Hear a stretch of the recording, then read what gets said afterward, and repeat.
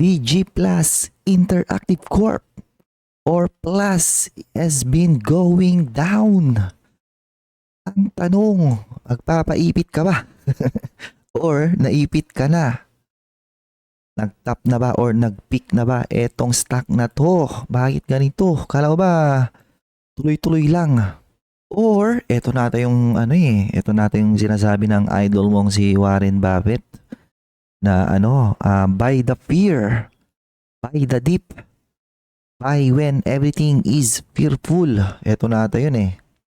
So this is the subject for today's TRFM stock commentary. Bakit bumabagsak ang Plus recently? So si Plus, kinakover ko to on my Patreon. Ni-request to from time to time. So kahit mga stock na hindi ko hawak, basta ni-request, ginagawan ko siya ng aking personal analysis. And the last time na ni-request to is around kailan ba? Ito, mga bandang May, okay? Mga bandang May, andito siya nun eh.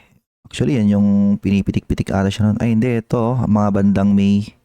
Ay, hindi, tama, ito yung pinipitik-pitik siya rito, okay? And sabi ko, that analysis, ang valuation ko sa kanya, ang aking bargain price is around 40 pesos. Assuming flat growth scenario. Pero kapag sustainable yung kanilang strong double-digit growth trajectory, ang fair value ko sa kanya is 61. Fast forward today, saan ba ito nag-top? Ayun oh, grabe.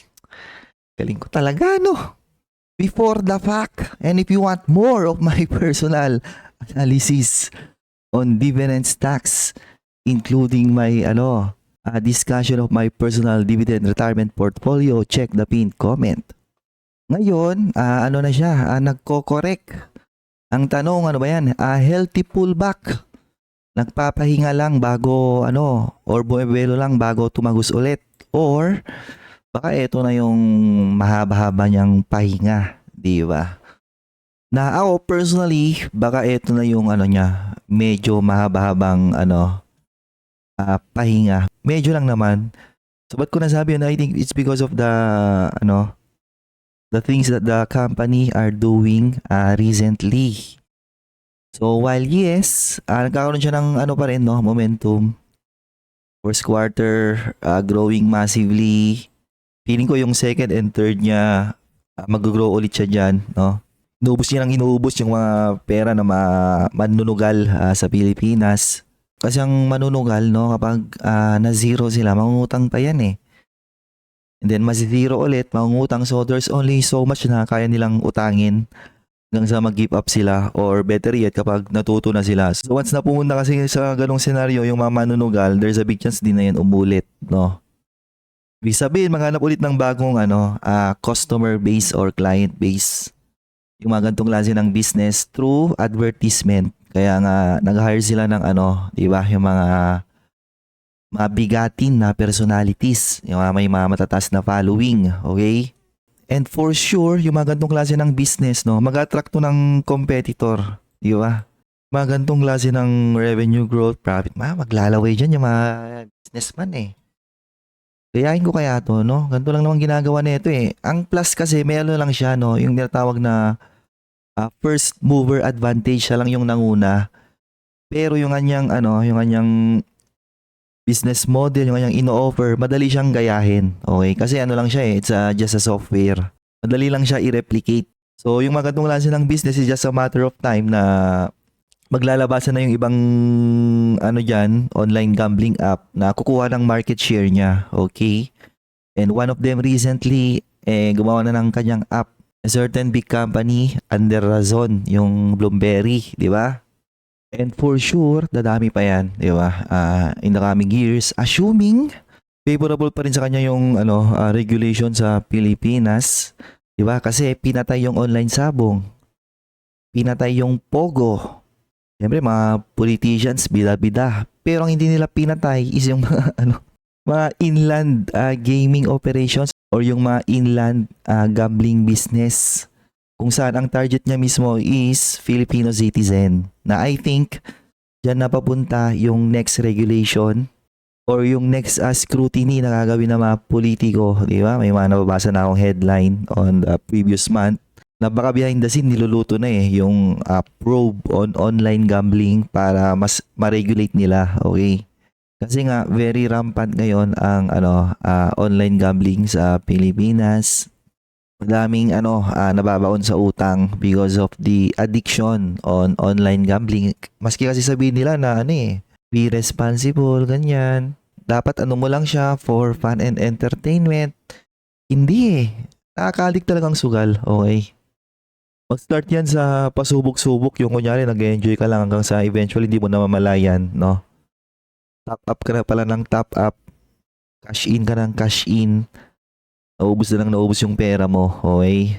Pero, on recent weeks, ito yung pinakamalupit dyan. Ito yung, I think,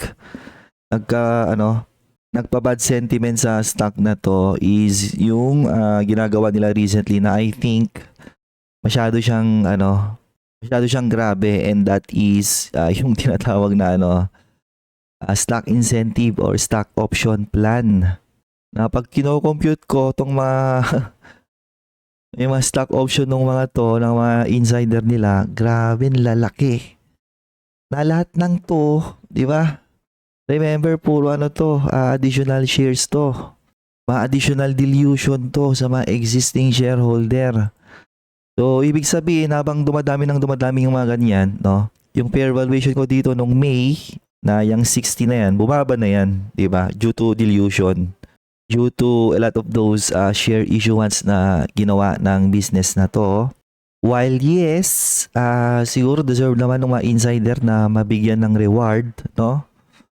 Mabigyan ng incentive gawa ng nangyaring growth sa business na to. Pero like I said, meron lang silang first mover advantage. And I think yung reward na binibigay is too much, okay? Kunyari, yung mga ganyan, no? Yung pa lang to CEO, may nakita ko, sobrang laki nung binigay sa kanya. Kunyari, eto, 0.029 plus 0.0189. So, binigyan siya ng around 47 or almost 48 million in shares. Assuming di-dispose siya sa 50, no? That's 2.3 or 2.4 billion in market value. Grabe, di ba? Malupit dyan, Brad. Nakikita ng gano'n nila ba market cap nito. So, market cap dito sa akin is 231. Grabe yun Hindi lang siya, ang dami nilang nabibigyan. Okay. Ito nga, compliance officer lang, almost 1 million. Ganon ulit, multiply mo kunyari sa current price. Ayan lahat sila. Chief Digital Officer. Price per share, 2.68. Then, di ba, di-dispose mo sa current price. Laking kita niyan. Ayan yung mga ganyan 21.7 million.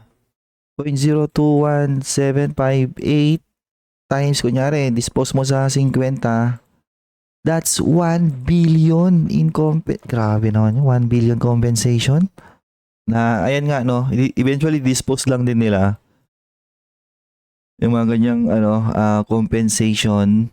Parang first time ko nakita ng gantong, grabe. Parang in billions na, compensation. So, yung mga ganto na, incentives, maaaring bigyan din nila yung iba nilang rito. Diba? Insider. And maaaring gawin din nila every year. Okay? And every time na ginagawa nila, dilution yun. So sa ngayon na parang okay pa naman yung growth ng business, I think yan yung gagawin ng mga to, no? Kasi yan yung justification mo na parang mamigay ng incentive. Ang masama pag kunyari, nag-slow down na yung growth nila at some point, pero bigay pa rin sila ng bigay ng mga ganong klase ng incentive. Ang tanong, sasabayan mo ba sa pagdi-dispose yung insider ng business na to, or may future pa to, di ba? Na kahit mag-issue sila ng madaming shares, bigyan nila ng madaming limpak-limpak na reward yung mga insider kung mananavigate naman nila yung business into an impressive year-over-year growth, angat pa rin nangangat yung intrinsic value ng business. Only time will tell, di ba? Bahala ka na dyan.